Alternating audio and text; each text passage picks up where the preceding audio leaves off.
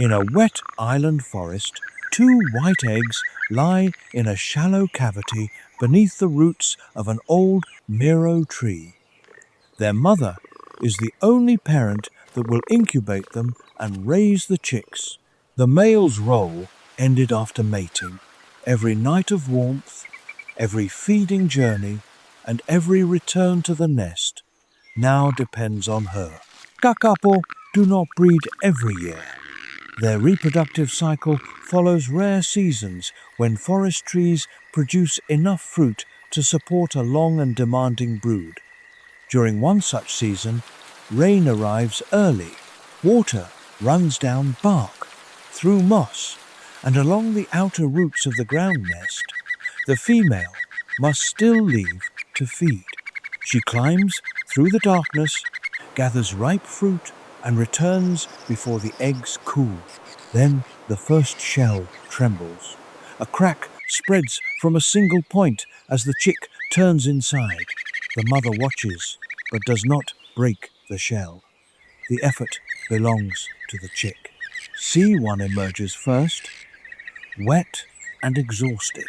The second egg follows, and soon 2 helpless chicks lie beneath the female's breast. For weeks, she brings them softened forest food.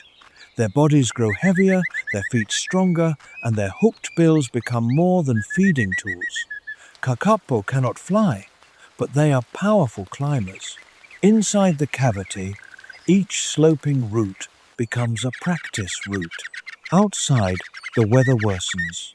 A fallen branch narrows the mother's approach, and runoff begins cutting a channel beside the nest.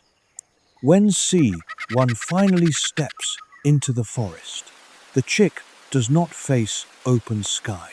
It faces wet leaves, steep roots, and a world built in layers above the ground. The young birds follow their mother through covered corridors. A passing raptor shadow brings an ancient response. Both freeze against the vegetation until the danger moves on. Farther ahead, a shallow trickle crosses the route. C1 and C2 step through it one at a time.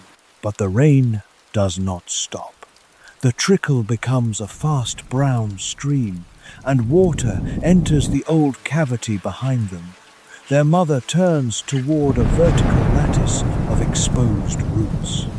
There is no flight to safety. The only escape is a climb. C1 grips the first wet root with both feet and hooks the bill over the next ridge. Water sweeps away the lower trail.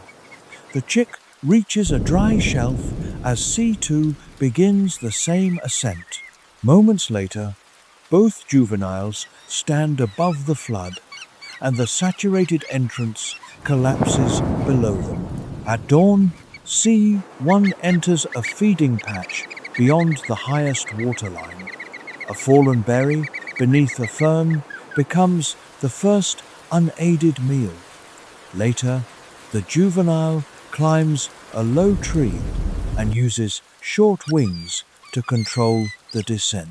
It cannot fly, but it can turn a fall into a manageable glide toward the forest floor.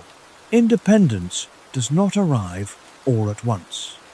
The young birds continue learning which plants are edible, which roots support their weight, and which exposed openings should be avoided. Their mother remains nearby for a time, but every unaided choice matters.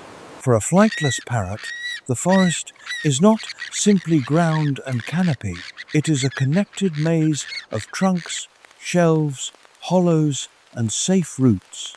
Each successful climb expands the world available to the growing survivor. Years pass. The survivor is now an adult female moving through a high-ridge territory. She climbs for rimu fruit, freezes when a raptor shadow crosses the moss, and investigates a dry root cavity before dawn. The flooded nest is gone, but the skills learned above it remain. From 2 eggs beneath living roots, one Kākāpō has reached a place of her own in the night forest.